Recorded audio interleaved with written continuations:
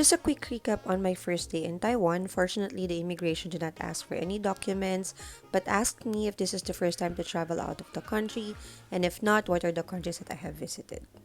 An antigen kit will be provided upon arrival, and it's optional if you want to do a self-test. We went to Simending and Shilin on our first day. Taiwan day 2, let's go. Hey guys, what's up? On our second day in Taiwan, we've decided to visit Jiufen, Shifen, Yehliu Geopark, and more. Next stop is the Yehliu Geopark, which is very known to their unique rock formation, which is named according to their shapes such as the queen's head and mushrooms. Entrance fee is 120 NTD.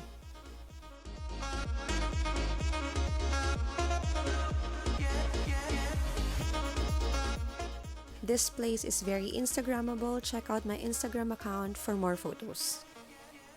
The place is divided into 3 sections and sobrang daming rock formation mga sis, mga 10 or more siya. Pero dahil nakakatamad at nakakapagod maglakad, 2 lang yata yung na-visit namin.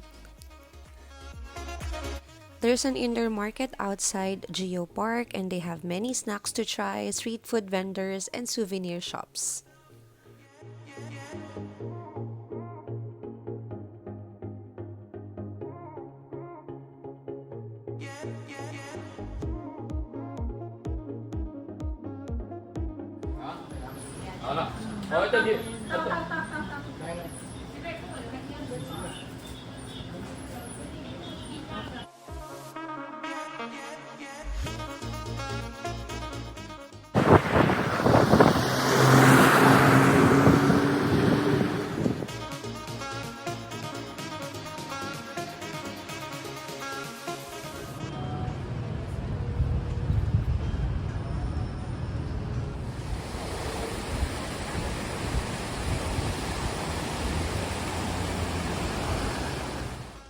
And we are now here in Jiufen Old Street.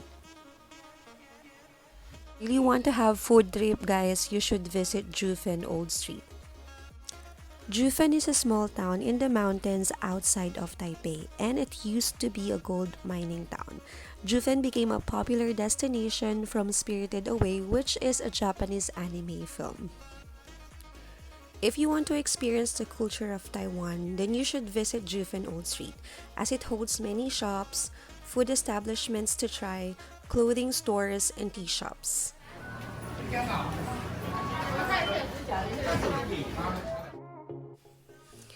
Tignan nyo naman kung gaano kahaba yung pila dito mga sis, kaya naman bumili muna ako ng milk tea while waiting. You'll find noodles in many forms along Jiufen Old Street. And then meron silang sinuserve na fish or meatball soup on the side, or you can order it as it is. You have to try it kasi super sarap.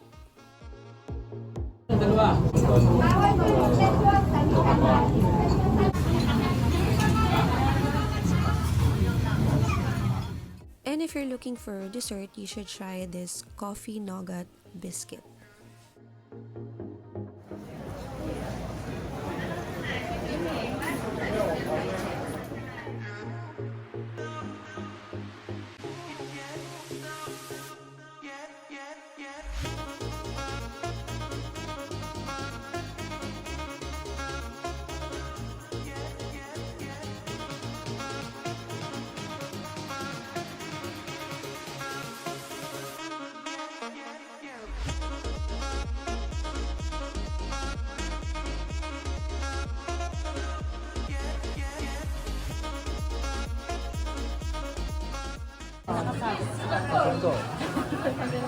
Next is we tried peanut ice cream roll.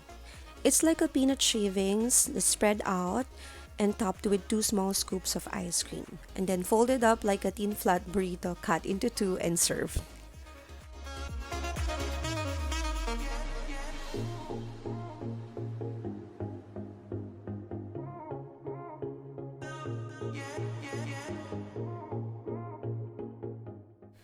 These street market are packed with a lot of cafes, souvenir shops, and of course, great street food. Some of the foods that you have to try are their mango ice cream, braised pork rice, squid taro balls, mochi, and of course, Taiwan bubble tea.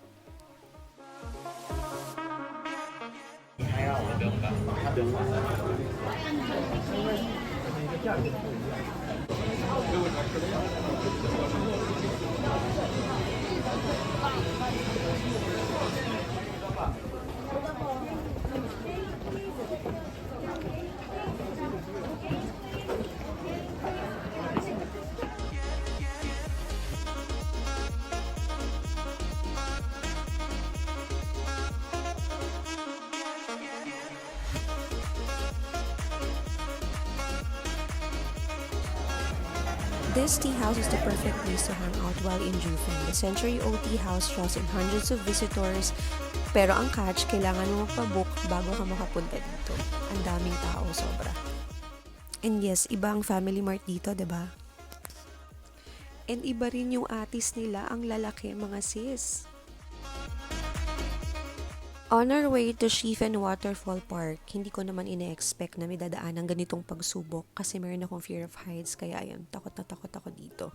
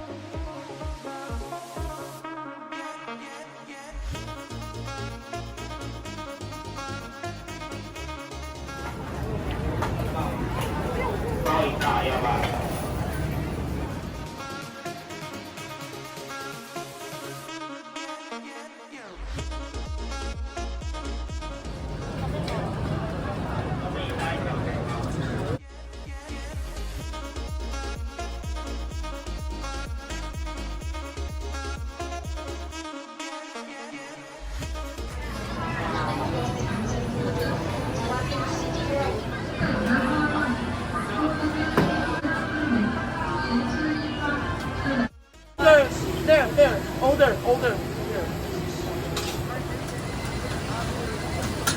이거 먹거든요? 지금 먹어야 맛있대. 찌질하죠?